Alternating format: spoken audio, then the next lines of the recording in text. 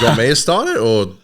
You said I've got a way to start the show. But normally you talk first. And then but then you go, do you want me to start it or do you, this is the intro so everyone can see your brain. I have a story to tell you to get the show started, okay? Oh, down the pub last night. Is it a good story? Not really.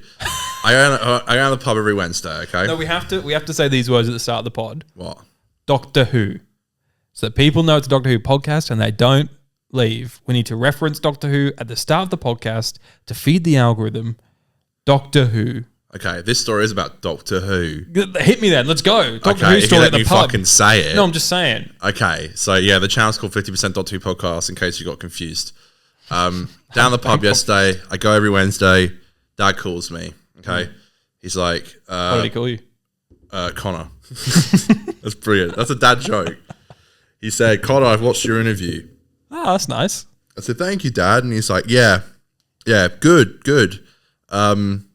Yeah, I thought Aid asked very good questions. He called me Aid? I was like, Aid? He's like, yeah. Aiden? I was like, yeah, Aiden. You've known him like 10 years. I swear on my life. He's like, yeah, I know that. And I was like, okay. It's like, yeah, Aiden was really professional. You were good too. I was like, thanks. I mean, it's a double-edged sword for me, isn't it? I was like, okay. And it's like, yeah, you should pitch it to the BBC, like get a job or something like that. I was like, that's not really what I'm going for here. Anyway, it's like, no, you guys did really good. Like, I was like, thank you. It's like, yeah, I think you guys did really well.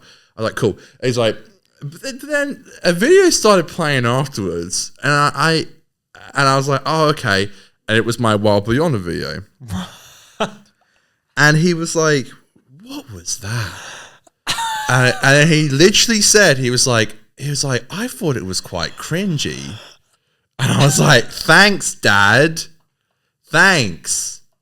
Thank you. I worked so hard on that to get that video out. And he's like, I thought it was a bit cringeworthy. And I was like, thanks for your review. I'm going to go now. I was like, fucking hell. Mate, I like it. I like the story and I like your Wild Blue Yonder video. It's silly though. It's meant to be silly though, right? And yeah, but it's a reference to the episode. And yeah, but it's a funny, silly version of it, right? Yes. And then I was like, it's a reference to the episode. And so for him, he's like, why is my son looking at a vent? That's literally what he said. He was like, what was the deal with the vent? And you're like, you just don't get it. But we watched Wild Beyond together, but it was a year ago, and of course. And like he doesn't care about Doctor Who, so he forgot about it. You probably didn't even know there was a vent in the episode. I know. Anyway, that you're probably like, it's Wild Blue Yonder, and he go, is that the one with John Pertwee? No, it's not the one with John Pertwee and the Cybermen in the London Tube. Okay. Anyway, that's my story. That's a good story. Makes me feel really great about myself and what I'm doing. Well, if you want to make Connor feel better, make sure you subscribe and follow us everywhere. Give us a 5-star review. Comment on Spotify. There's a comment section down there now, which is interesting. We also have a Ko-fi if you want to donate and give back to the show. I haven't mentioned that Ko-fi in ages. I thought about it the other day. Yeah, so I figured, you can buy us a beer or a coffee on Ko-fi. Today's show, we are going to be talking about the Vanquishers, and we're going to talk about the final. Does Doctor Who need a break? All that and more in this episode of 50%. 50% podcast. So a little while ago on the show, we did a mail time, which we've not done in a bit, and maybe we should bring back. But one of our longtime listeners, Dylan, sent in a thing a little bit too late for us to do it on the show, but they basically said something along the lines of, how would you feel if Doctor Who got cancelled now? Do you feel like it needs a break? Mm-hmm. So I thought that'd be a good thing for us to talk about right now, whilst we're in this limbo period with Disney. We've obviously got season 2 on the way, but we don't, and War Between the Lands and the Sea after that, but we don't know what's coming after that and whether we'll still have Disney on board. And the more time goes on, these things get murkier and murkier. And yeah. I personally am at the belief that Disney is going to pull the plug. And I don't think it's doom and gloom. Let's just say that this isn't going to be a depressing chat, because I think we're going to be okay. Speak for yourself. We're just going to be without Disney. Yeah. So let's break this down. I guess we'll talk. Do we think Disney is going to pull out? How do we feel about that? What does that mean for Doctor Who's future? How good is Disney's pull-out game? And B, do we feel like Doctor Who maybe needs a rest? But let's start with A. Do you think Disney's going to get pulled out? Going to pull out? Yes. The pull-out method? Yes, I do. Why is that? Unfortunately. I think it's been messy from the get-go. I don't think it's connected with audiences like they thought it would. Yeah, it's even like, you know, the tweet you made the other day, it's like they call Enjoy the World Special 5 and the 60th specials have different slots. So 1 to 3 is the 60th, 4 is Church and Ruby Road, 5 is... It's a hot mess there. Hot mess. It's so confusing. People don't know where to start. I think, yeah, it's sad. And I think the worst part about it is it's even going to be even harder for people who maybe do want to start the show, who then have to watch the first 2 series on Disney Plus and the 60th on Disney Plus, but then go elsewhere. Which is insane. Does it go back to ABC in Australia? I don't think it will. Look who's come crawling back. I think they're going to pull out. And, you know, we know why. We know it's probably not performed. When Disney doesn't come out saying, look how good it's gone, that means it's probably not performed that well, or it's performed pretty average. We do know it's a low-budget series for them. That's how they refer to it, because they don't put as much money into it as the BBC do. Yeah. But, yeah, I think they're going to pull out. And my main reasoning why I believe this is because... Like the filming plan has changed. Originally, we were going to do yearly seasons. I reckon, even though Russell now says we were always going to find out about the season 3 renewal after season 2, I reckon the original talks were maybe that they would renew it prior to season 2, so they could keep that yearly flow going. Exactly. And there's also a couple of lines that have just floated around there. The whole there's heaps of different wording that keeps contradicting themselves, and they keep going back on this waiting game with Disney. Recently on BBC Radio, Russell referred to the Disney thing as being a good experiment. I don't think you say that if you're getting season 3. Experiment is like, okay, we tried that, it was nice to experiment, you know? And I did have another big point that has escaped me for this moment. That's okay. Which is really annoying. Oh, no, I think just the vibe has changed. I think when this deal went through at the start, Russell was yapping away, and we love Russell. He loves a chit chat, and he's like, "This is Disney. It's going to secure Doctor Who for the future. Yeah. It's going to be massive. It's going to be brilliant. Goosebumps." But I don't think we're getting that vibe at the moment. And granted, they're not promoting series 2 right now. That's still a few months away, and maybe that will start happening. But just the vibe, it's just awfully quiet. I know, it makes me really sad. Really sad. Well, then I guess maybe that means we should talk about what do you think happens to Doctor Who next? I don't obviously want Doctor Who to go off the air. I speak about this in my Giggle 1 year perspective review. I think that I've certainly felt a bit of a shift in the show since Matt left. I think when Matt left, that's when general audiences left. And then fans just pretty much stuck around for Capaldi, Whittaker, David coming back. That brought back some old fans, but now with Shooty, it's just fans of the show. I think, honestly, I think Shooty will do a 3rd series under the BBC. And then I think he'll leave, which I think is completely understandable. He's young talent. He's hot and wanted. He's hot to go. Mm-hmm. And I can't blame him. I can't blame him.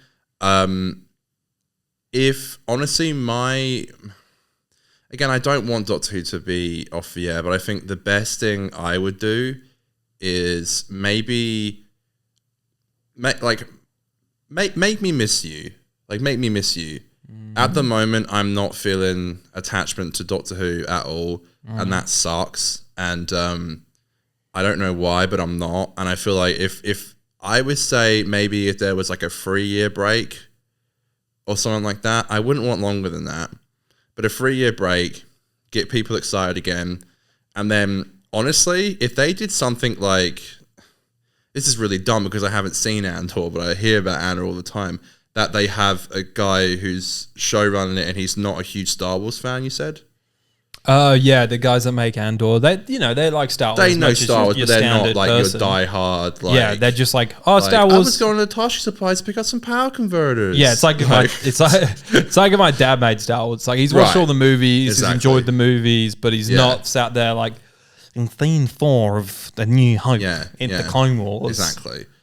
I would think something like that would be good to bring in someone like who isn't like Russell T Davies and has Doctor Who dollies in his room, which is fine. Yeah. Like, I understand, like that's great, but it's like, he's such a huge fan. And I guess the last point I'd make is that since Peter left, I've not felt like I have seen the Doctor on screen, even with Shooty.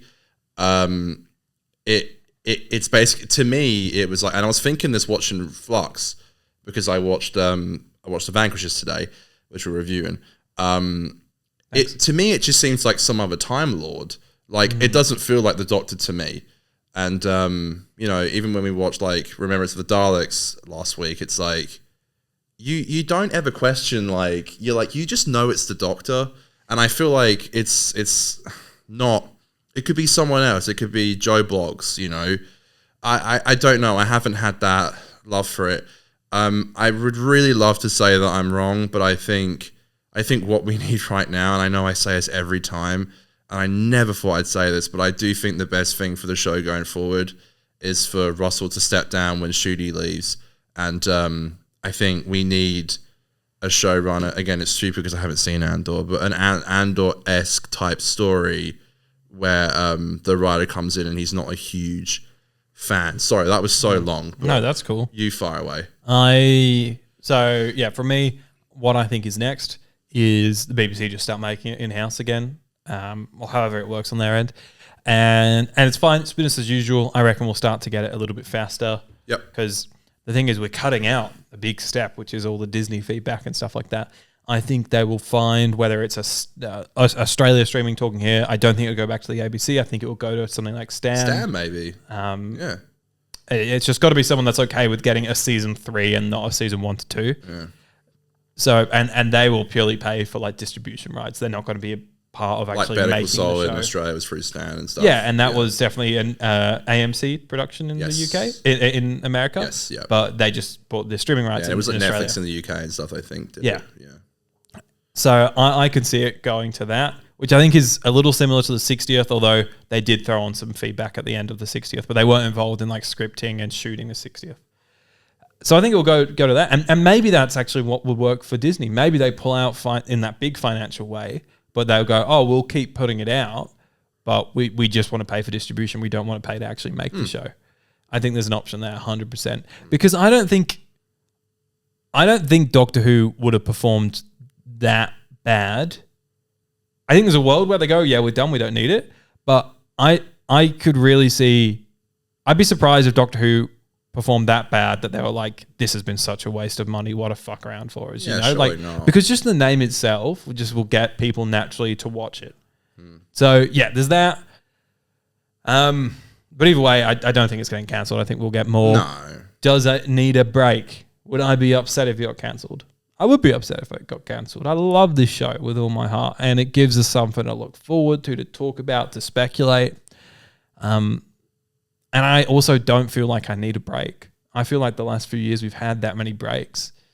Sort of since 2016, it's been rare for us to get a consistent season. We almost got that from 10 to 12, but they were sort of a year and a bit, which is okay. These things, there were 10 episodes and they're hard to make. And then we had COVID, which really fucked everything. And then we went through a series of specials to then another series of specials, then to series 1, then to season 2, and now we're probably going to have a gap before season 3. So I would much rather them actually just get more consistent with making it. And I think that Russell should step down probably when Shooty leaves as well. I agree. And someone very similar to who you described should come in. I would like to see Russell do 4 seasons again, because I just feel like we've not cracked into what it is yet. We've got a whole other season still on the way right now, so I might feel different by the end of season 2.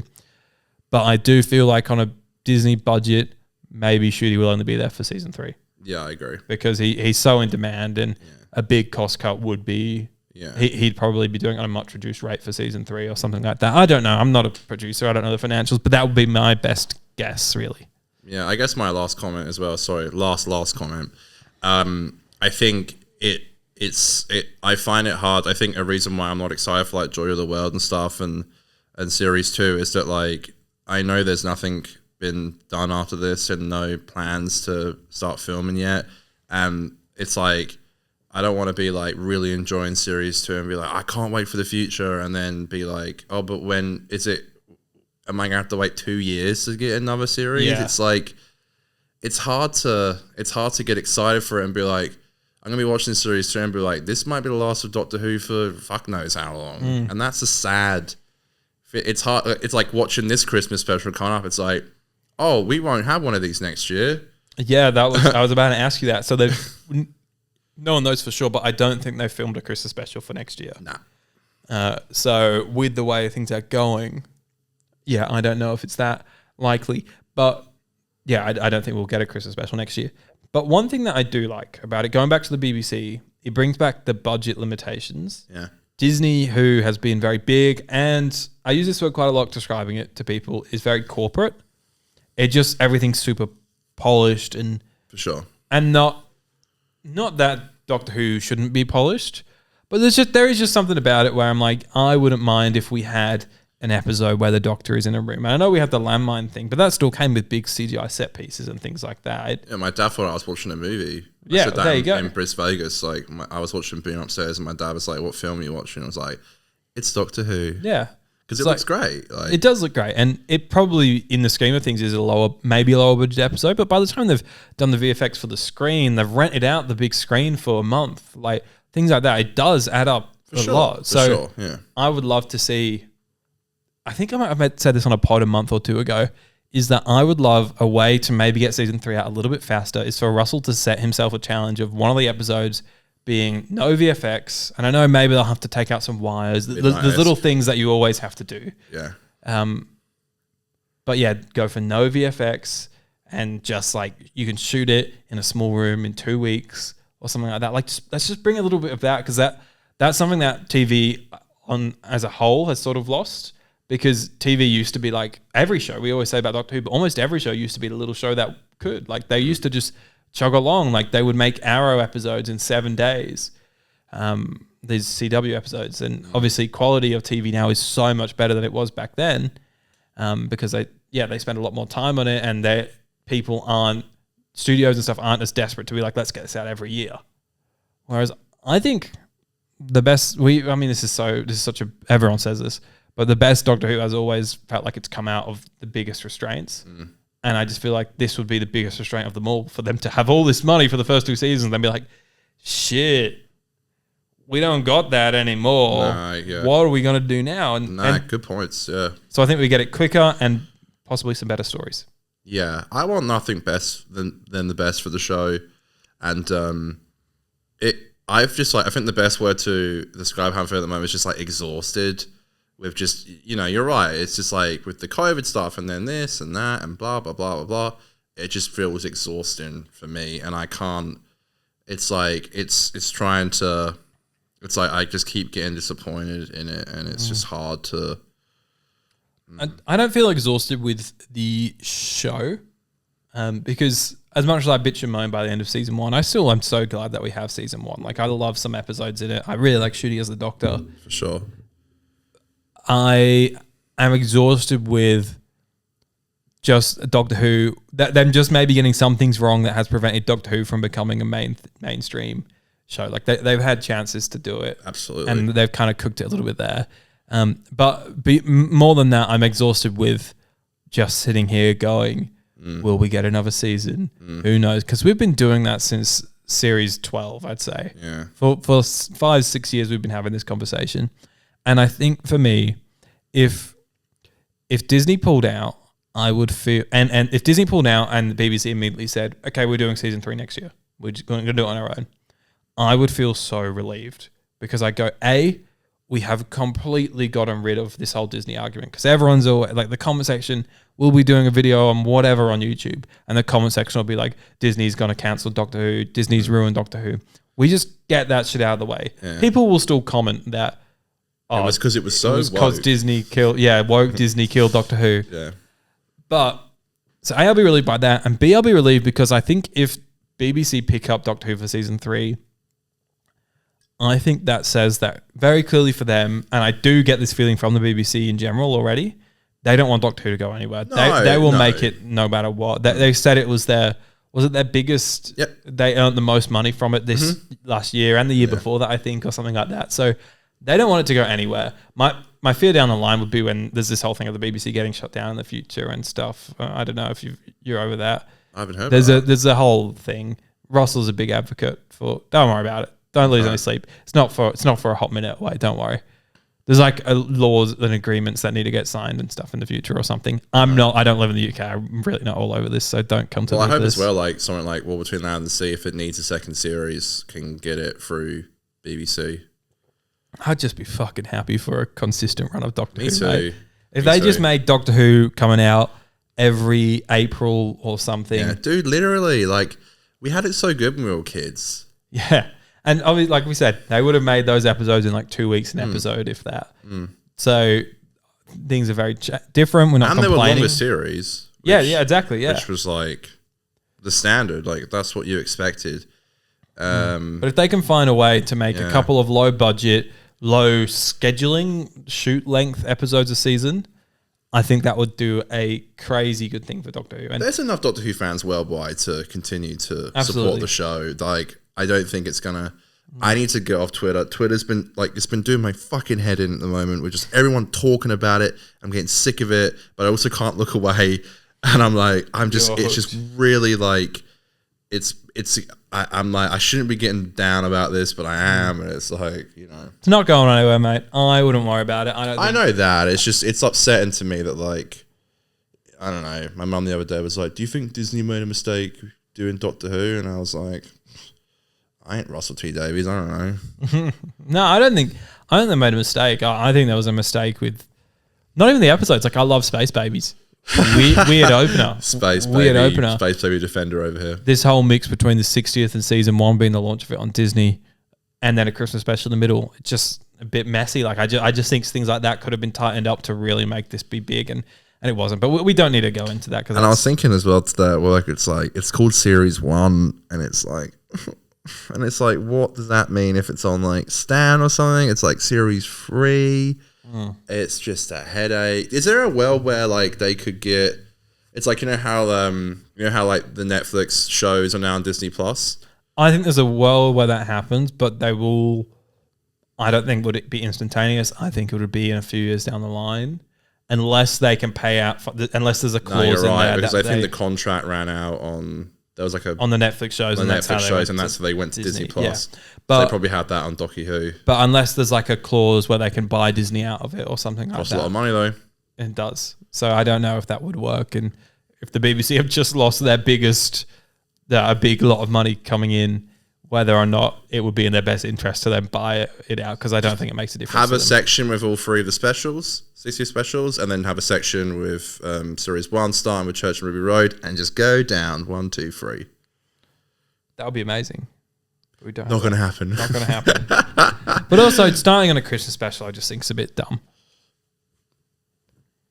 Well, and it's an okay episode, but it's not blowing anyone's brains out, is it? That's a rewatch it. There you are. True. I love. So yeah, let us goblins. know what you guys think. That was sort of deep, but I hope that you guys kind of leave this thinking it's not going anywhere. It might look. I don't think it would even look that different. I think it would, if anything, go back to what it was before. And you just get rid of this middleman that seems to have caused a lot of drama between the fans.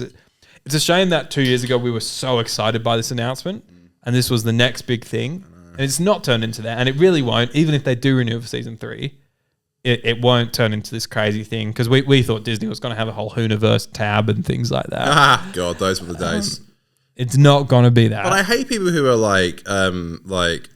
the show, like, not acknowledging that Jodie's era looked very good. It's like, if it goes back to BBC, it's not gonna. They can do it. Absolutely. It'll be a little drop in quality, but it'll still be good. Absolutely, it's mate. not this like dramatic, yeah. like drop in quality that I think people think it's going to be. Like Some Jodie's of era Jodie's looked really visuals good. look really good. I was thinking that in Survivors of the Flux and the Vanquishers. Yeah. There's obviously some shots where you're like, that's a bit grim, but They had COVID stuff going on. there's stuff that looks genuinely really great. Yeah. And even the more iffy stuff I think is still passable. Series So, 11 yeah. particularly is like all those like South Africa shooting locations. It looks stunning. Like there's no, I don't think it's like, I hate this idea like Doctor Who only looked good on Disney. It's like, that's just bullshit, No way. not true. And quite frankly, sexist. And like even some of the sets that they make look fantastic. We've already got this beautiful TARDIS set built. Yeah. I mean, look at the production values They of take it away. Disney can't. Disney's like, yeah. no. All the delivery men can't. We're here to This take is the ours. TARDIS away, and they get their crowbars out and start taking off all the stuff. No, the TARDIS. Like we paid for 10% of this TARDIS, so we're going to take one part of the console. I'm taking a panel. Yeah, gets real petty. Oh Lord, what a sticky situation. But I think even like you look at the production values of the 60th specials, forget about VFX because I think Disney was involved in paying for some budget and stuff for post production, possibly. Probably. We don't know, but I think they were. They said that Russell said that part of Disney's involvement, they brought them onto set to be like, look at this. This is Doctor Who. This is what we want to do. We want to make it big. So they were making it at that level on those production values without them. And those specials look great. Absolutely. They look great. Like, so I think let's not stress, but let us know what you think down below. No one be hating. Let's not be hating. But if you are feeling a bit down, feel free to say that. But We spoke about that a lot longer than I thought we would. yeah, But good convo. there was a lot to do there. Lots to talk about. Thanks for the comment, Dylan. We spoke about it for like fucking 25 minutes. Yeah, thanks, Dylan. Good on ya. Mate. That's very Australian, isn't it? Good on ya, mate. So enough about Doctor Who vanquishing. Let's talk about the Vanquishers. Woo, the series final. Of the What are Flux. we, Disney? The Vanquishers? Vanquishing Doctor Who? Too soon. It hurts too much. R.I.P. It's salt on the wound right now. So the Vanquishers is episode 6, chapter 6 of Flux, which is series 13 of Doctor Who. The episode aired on the 5th of December 2021, as the episode itself likes As to tell us a Yaz few would tell times. us, yeah. It's written by Chris Gibnall and directed by Azur Salim, starring Jodie as 13, Mandip as Yaz, Yes. and John Bishop as Dan Lewis. And it's the climax. Woo. Once again, no synopsis here. So go on, Aiden. Fire away. The Doctor splits themselves into 3 parts. One to go with So dumb. Swarm and Azur. One to go with Kate, Dan, Yaz, and Jericho. And Bell. And one to go with Bell and Carvanista. Is that how they split up? Is that the teams? I think so. Google Teams? I think so. Google Teams. Yeah, I think so. So dumb. General thoughts on this episode? Just a fucking hot mess. Just, I hate this whole 3 Doctors thing. It's lazy. 3 Doctors, but from Wish. Yeah, the 3 Doctors. And I don't mean the 10th anniversary. So silly. Very silly. But very entertaining and fun. Again, fast food, man. Nom nom nom nom nom. I'm eating some greasy fast food. And sometimes a greasy fast food meal is what you need. And that's okay. It's okay. And yeah, it's Jesus, is it just a mess? God, I love at the beginning, Yaz just doing this. Like, this is how the cliffhanger gets sold, right? Yaz flinging out a rope, like she then throws it, it attaches to a door, she then pulls on it, and then all these like electronic bolts come out, and they happen to hit the Sontarans, all 3 of them. But not the good guys. No, not the good guys. Not the store in Australia, the good guys.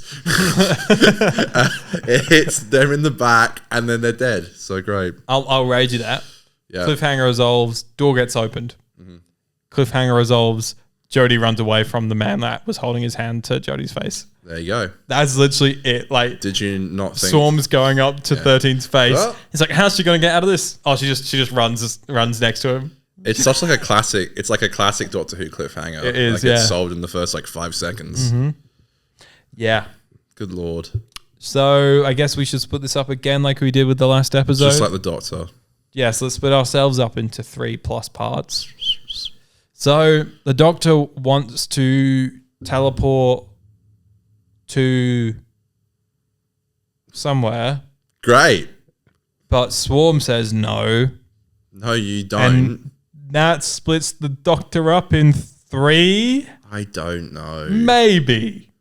That's so silly. Maybe that's how it works. This is some kind of like bullshit, man. There's no way the Doctor could do that without like breaking the whole of reality, which I guess is already broken. Once again, we just have a lot of like, nah. There's a lot of talking that means nothing. Nah. That's why I hear it.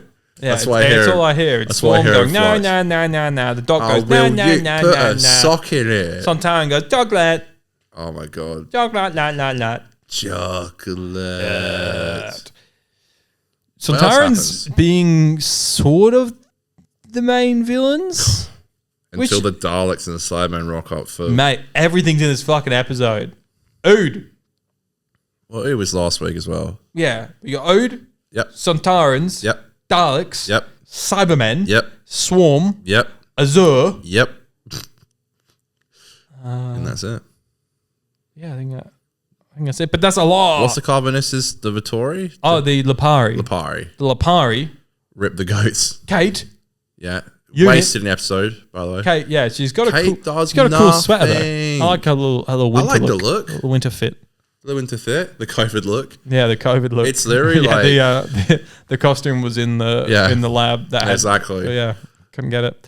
She's so wasted here. She does nothing. So drunk, yeah. So drunk? Um, What does that mean? Is that... you said wasted. Oh, okay. I thought it's just a Submarine. new hip saying that I've missed out on. No. So drunk, dude. Crazy. Yeah, so you got 3 versions of the Doctor. I'm glad you have to deal with this and not me. I'm enjoying just sitting here and ad-libbing. One of them goes to help Yaz and that. And she said, here's one moment of direction that I think in this scene worked well. In future scenes, I think got a bit messy. But there's a moment where she's like, Yaz, Dan, Jericho, Kate. But it's like cutting and it doesn't show her rotating. It's just some old Victorian guy. Yeah, it's just like a montage. I actually thought that was funny. The TARDIS. The TARDIS. Yeah. I liked that scene. I thought that was funny. She gets like, how long has it been? 2, 3 years. Yeah, okay. I have a bone to pick with this. Yeah, it's shit, but it's... So, you don't feel that time has passed at all. No. And not to jump too far ahead, but when Jericho dies in the episode, like, no one really gives a fuck. It's like, you literally just spent the last 3 to 2 years of your life every day traveling with this man, okay? Especially his last line. No, sorry. No, you're saying something else. But right, you're saying they don't care that he dies. Well, yeah, it's like you'd be really upset. You've worked with him. You've been with him for like 3 years, traveling the world together, trying to solve this mystery. Yeah, and I think that she goes Jericho, and that's it. Yeah, that's it. And he'll never know if he was right. He'll never know. It is very similar to that, isn't it? And yeah, his last line is a beautiful line. I think it's great. What an awfully big adventure. It's a very Paddington line, but I guess I would have liked to have seen a bit more of that adventure. Do you know what I mean? Like, I know Survivors of the Flux was the adventure episode, but I didn't quite believe it. It's so quick and everything they do. I even grew a beard for one shot. For one, yeah, what a massive adventure. Yeah. This episode, all right. It's brought to you by me. Nice.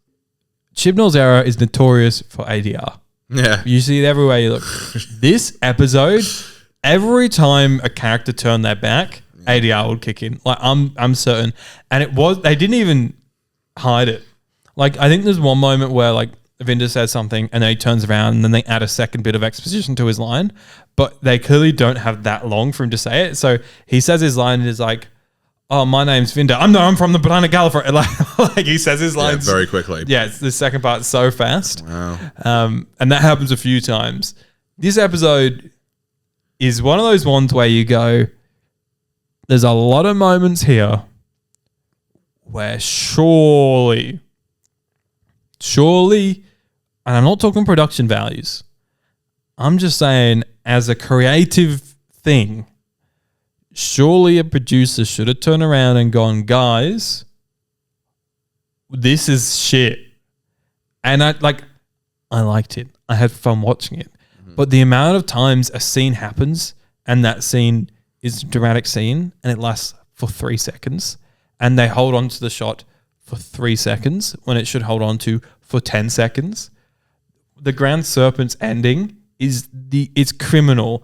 I feel terrible for Craig Parkinson because I'm sure that they didn't direct him to walk onto this set and to just stand there like this. I'm sure there's a moment where he turns around and looks to the disappearing door behind him and he goes, fuck! But no, he walks out and there's like, next scene. Everything in this episode is like, next scene, and now next scene. And I know they had a bit more, they just had too much going on here. Yeah. But like, fuck, man, it doesn't take, you can be blind when you're making stuff. You don't notice some of your errors a lot of the time until much later on or until someone tells you. Right. But there's some stuff in this that is so blatantly bad that I just don't know how no one turned around and said, guys, this sucks. Honestly, I think they were like overworked, under pressure. COVID, like way over schedule, probably over budget, not enough time, and just threw it together. And with the nature of the storyline, in some scenes, I think it can work as being like this big hectic piece of story. But it's funny because like so much happens, but also not really a lot happens.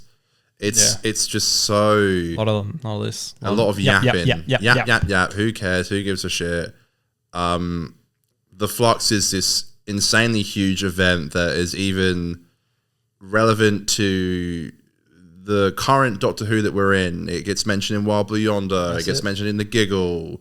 The Flux, you know, as the toy maker says. Flux? What's the Flux? You know, it gets mentioned. It's huge. It's so big. And it's like, when you actually watch the source material of the episode that explains what happens with the Flux, Christ on a bike, is it just so rushed. And again, just throwing in the Cybermen and the Daleks because why not? And it just, I'm so sick. I give Russell props for this. I'm glad we haven't seen the Daleks yet.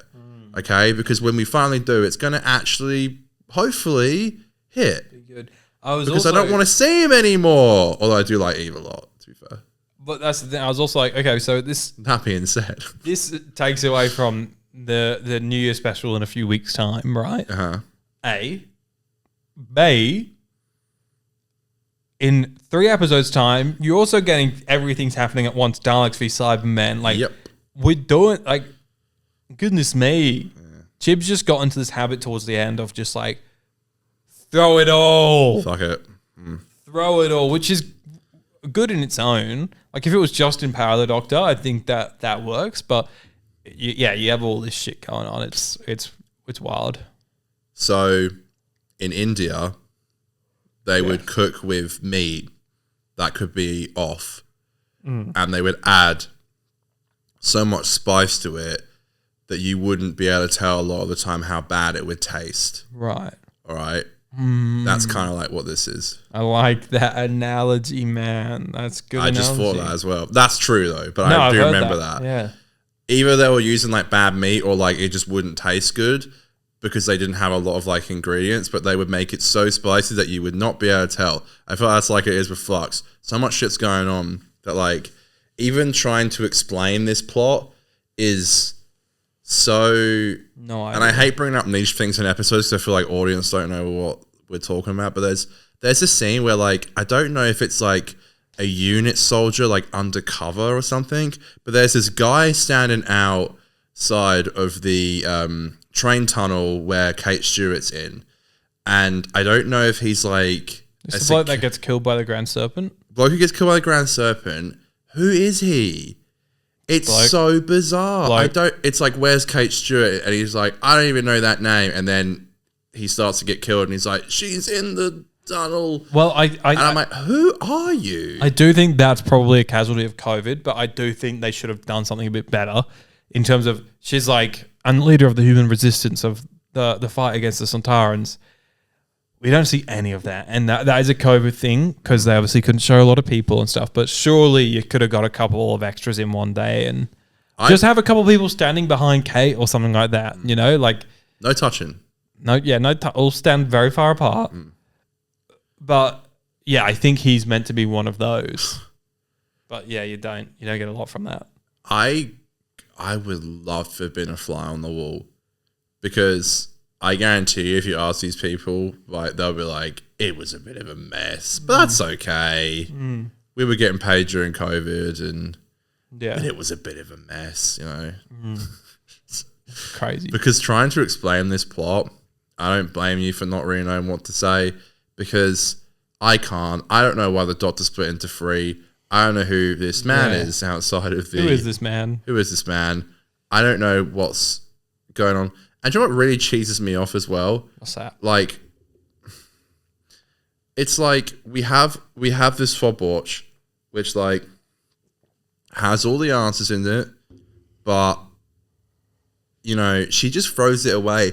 And I could have sworn I think I would have even said this in our original review. Well, that's obviously going to come up in Jodie's last episode. Does it fuck? I think they almost get away with it. I think, I love the tease throughout the episode. I love the way when they go to the house. I think that stuff looks great. I love what they're doing there. That's another visual thing that I think looks really great. It looks amazing. I love Sagan's sort of theme for the watch, where it's like the glitchy version of 13's theme. It's like... That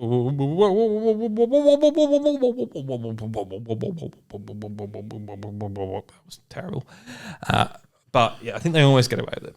But then she says, hide this in the TARDIS, somewhere that I'll never ever be able to find it. And that you're sort of like, is this the end? Yeah, maybe it is the end. And then she closes it, and then the last shot is her going, unless I really need it. And then you go, oh, so she's gonna need it for a reason in the final in Power of the Doctor, but she doesn't need it at all. So yeah, I think that last line is just what gives you that little kick over the edge to be like, it's gonna come back, but it doesn't. And then it gives you also, like, I guess, like Chibnall's kind of being like, if any other showrunner wants to touch it, they can. Yeah. I don't think they will. Not sure why they would. After the drama, let alone the plot stuff, I just think after the drama, the BBC would be like, no. Maybe don't do that. Maybe don't do that. It's funny because you always using the analogy of like the grenade in the room and runs away, because like there is no explanation. I guess it's up to the, what did you say, head canon? Yeah, everyone can make their own head canon. Yeah. You know. Can we talk about the dog in the room? One of my favorite scenes in the episode. So good. When his boys die? Not that, but yeah. Well, I was going to say, it's sort of bullshit that all of his boys just die. The Lipari? The Lipari will die. And I love dogs. So that's really sad. Yeah, that is sad. B, it's just one of those things that I just don't believe. Like, I just don't. Like every single one of them died. Yeah, I don't believe that the Sontarans went to every single one of those spaceships and jettisoned every single one of them in that relatively small amount of time. It must have been thousands. Like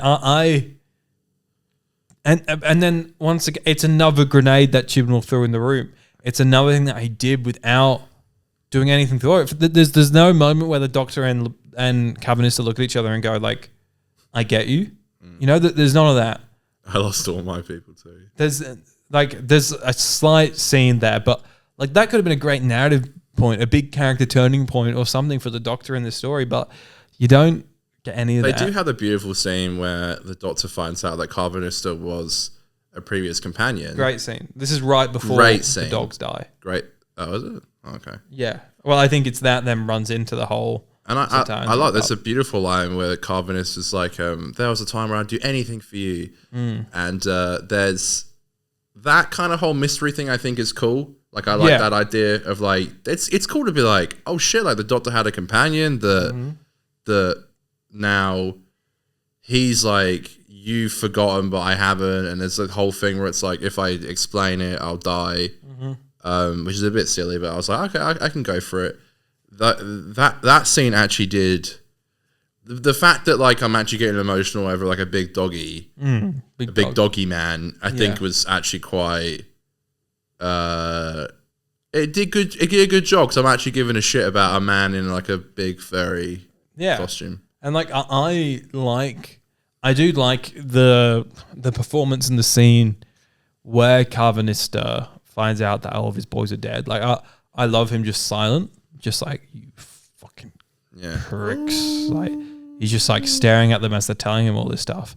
And then just the little howl at the end. It's like kind of silly, but also kind of like, oh man. Yeah, I think the actor who portrays Carvanista has Craig Ells, I think. consistently done such a great job throughout Flux. Like, Yeah, he has. he delivers his lines, like if it needs to be emotional or like funny, like it's always good. Like it's great. always really funny. Was there an interview with Chibnall recently or something where he said he's had one too many drinks with Nick Briggs a few times and said, please let me write a Carvanista big finish. Oh, really? And there was some kind of thing like that.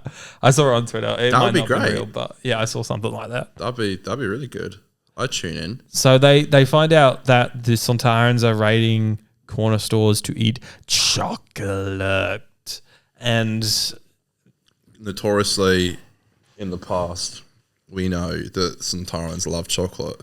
And then Jody does another like yap thing where it's like, because the chocolate nutrients and into the fluid pipes. And it's like, you don't need to say that. Just say the Sontarans like chocolate. You know, there's so much in this episode. The last thing Chibnall needs to do is go yap. You know? Don't explain the things that don't need to be explained. That's what I love about what Russell's done with the Timeless Child stuff. It's like he doesn't come in with this. He doesn't try and explain it for new viewers in this overly complicated way. He just says he's adopted. He just says that someone tried to destroy half the universe in order to get to the Doctor. They're these really simplified versions. How do you know that? How's Donna know? So good. Donna! Such a fucking great scene. But it's like more human, whereas you're then watching Chibnall scripts that just don't, like no one says the things that they're saying. It's not how people talk. Yes, well, there's a lot of that, I think. A lot of that going around. Yeah. Chocolate. So end of the episode, because there's this whole thing with in Chile, there's a dark telescope or something. Chile. And I like some chili. Is it in Chile? Yeah, I think so. Okay. And so they all teleport on. Jericho dies, awfully big adventure because his matter ring got shot. And but then Yas is like, Jericho. Anyway. Jericho might have been Eddie Line, I'm not sure. They then chuck the... Dan does nothing this episode.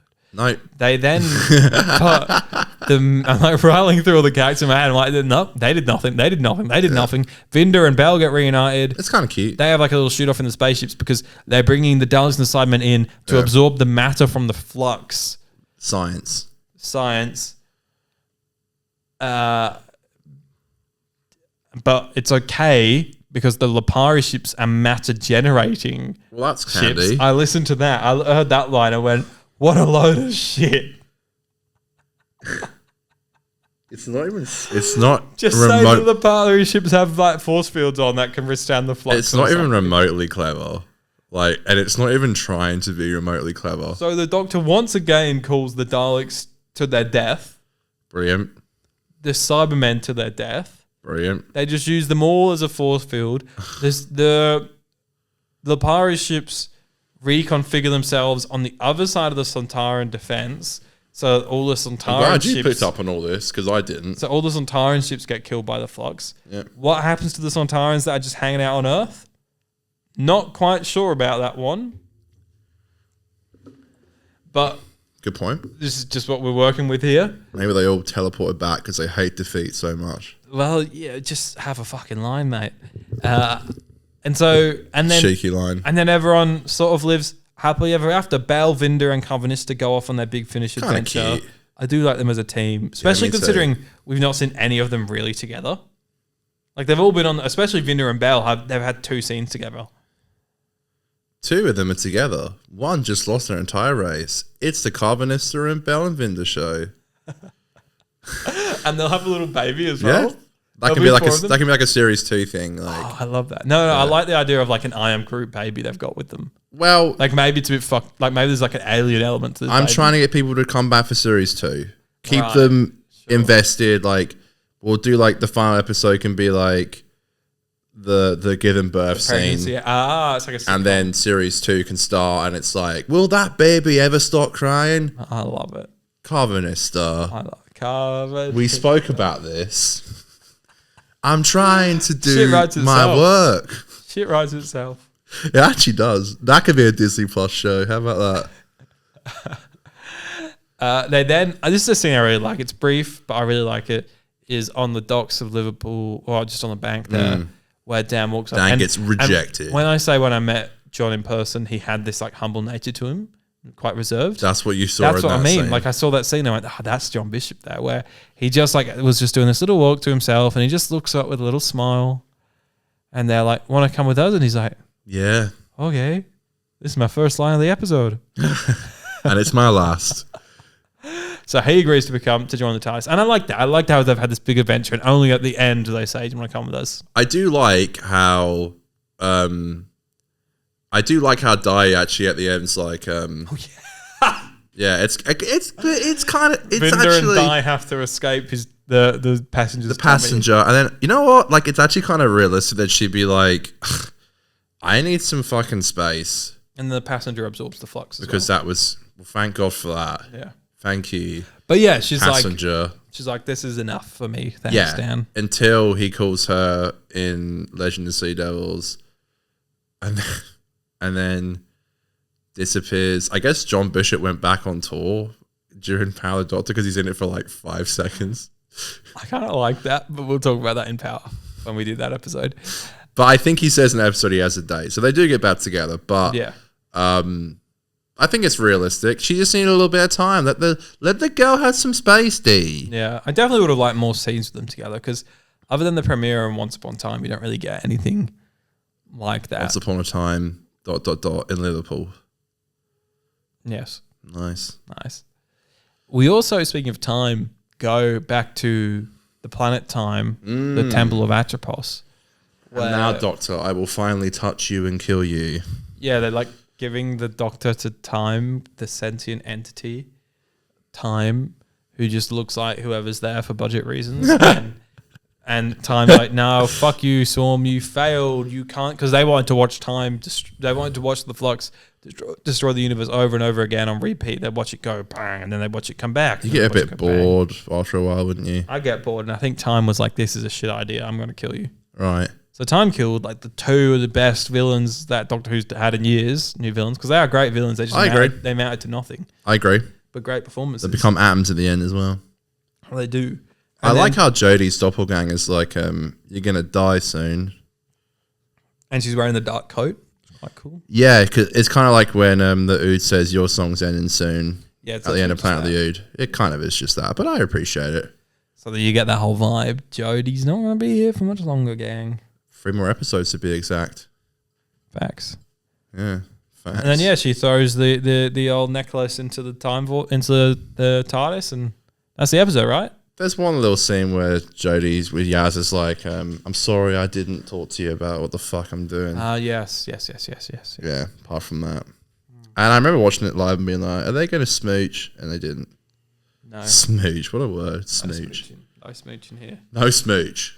This is a smooch-free zone. So that was the Vanquishers. That was a lot. I feel like this is a podcast of 2 halves, and the first half was a lot, and the second half was also This a lot. pitch for these 2 episodes that were shot on the same night was 30 minutes in for both episodes, in and out the door, done. Oh, for our podcast? Yeah, we nothing like record that. these 2 back to back. It's like 9 o'clock.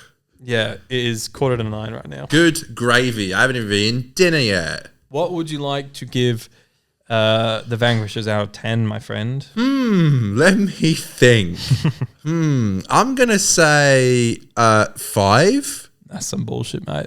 That's some bullshit right don't there. act so surprised. I'm going to give it a 7.5. Get the fuck out of here. Terrible. It's not worth it. Get out of here. That's bullshit. It's not worth that You're score. lying through your teeth. It's not worth that score You at all. should be ashamed of yourself. But I once again watched this motherfucker at 4 a.m. All right. and was just like kind of baked in my brain, watching it with a melted brain and a nice warm coffee going. Don't add sugar to your coffee. This will wake you up. I never have sugar to my coffee. Me either.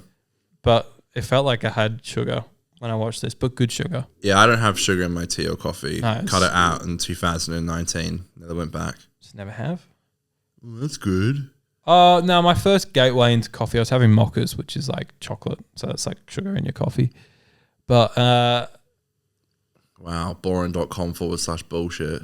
so that brings my total series score for Flux to a 7.5. That was quick. It's almost like you did it before the show. You know, you don't need to reference these things that we've done. Well, you didn't even do the calculations on the camera. Well, no one would know. No one would know. So yeah, usually we cut after Connor tells me his score and I do the calculations off screen. We come back, but it's getting late and I said, fuck it. Before we started recording this episode, I said, just tell me your score and I'll do the calculations before. So I knew Connor was going to give it a 5. He's only human. Oh my God. It's almost like this isn't a fucking real thing. It's almost like we produced this show. After all. It's in my bio on Instagram, producer of 50 Doctor. Yeah. God, that impressed someone. So your total series score is 6.75. Okay. Mine being 7.5. I can kind of agree with that. I get around, but definitely not for this episode. I just did it for consistency. You did it because you're a fuckwit. That's so dumb. Yeah, it's not a 7.5. I'd say like in another life, I give this between a 5 and a 6. In another life, laundry and taxes. But I'm living in this life, and in this life, I'm deciding to give it a 7.5. There's as many realities as there are atoms in the universe. That's it. When we previously watched these episodes, we both gave it a 4. Well, I can understand watching it for the first time being like, oh no. Sorry, John. Being like, that was kind of shit. Yeah, because it is shit. Yeah. But it's good shit at times. It's like chocolate. Folks, that is our show. We'll be back. This week, Connor, who to be buried with? I don't know who's You don't know the run order of these episodes that are going out. Who is it? TW Fan 91. Yes! This Thursday. Incredible. Get around it for this week's Who to be buried with. It's going to be amazing, fantastic. They're a bloody great guest, aren't they? One of my favourites that we've done, I'd say. Amazing. They're all my favourites. I'm Bill Lawrence. So that's coming out this Thursday. So this Sunday, we will have our Christmas special, Joy to the World's predictions, preview pod. It's back, baby. I'm wearing my sweater, even though I'm going to sweat my ass off. It'll be a little bit of a Christmas episode for the pod, I suppose. And then after that, we will have, obviously, our Joy to the World review coming out on Boxing Day, which will be great for some Boxing Day beers. Yep. And then we will wrap up the year with Eve of the Daleks review. It'll probably be like 1st of Jan or something like that comes out. So for those looking for the Jodie reviews, that's when you can expect Eve of the Daleks. Happy Who Year. That's it, baby. Thank you so much for watching. Thanks, guys. Much love. And yeah, till the next time. We'll see you on Thursday. Connor. You've been the best. This has been Aiden Green. He is a pest. Like It's Aiden and Connor's podcast. We're doing Doctor Who reviews on a Thursday. Doing Doctor Who reviews. We've really been killing it at the end of the year, haven't we? With our uploads. There's been a lot. There's been too much going on. I need a break. It's too much. I agree. Definitely. I would not have done all this at once again. Yeah, it was learning curve for me. A little bit of a silly idea, but it was. Okay. All this Sylvester stuff at the same time as the Who to be buried with, at the same time as the new episode coming out. But you've done great though, which is the main thing. I feel terrible. That's okay. Especially because I usually have January off the pod when I'm in a different country. Yeah, it's true. This is the first time for a while you haven't gone somewhere. I might just go AFK from the pod for a little bit. Okay. I just sending you little videos. We've got Who to be buried with. Pop some water. We've got Who to be buried with coming out. It's fine. We don't need to worry about doing the pod. I'd cry. Stay tuned if you want to see Connor cry. Goodbye.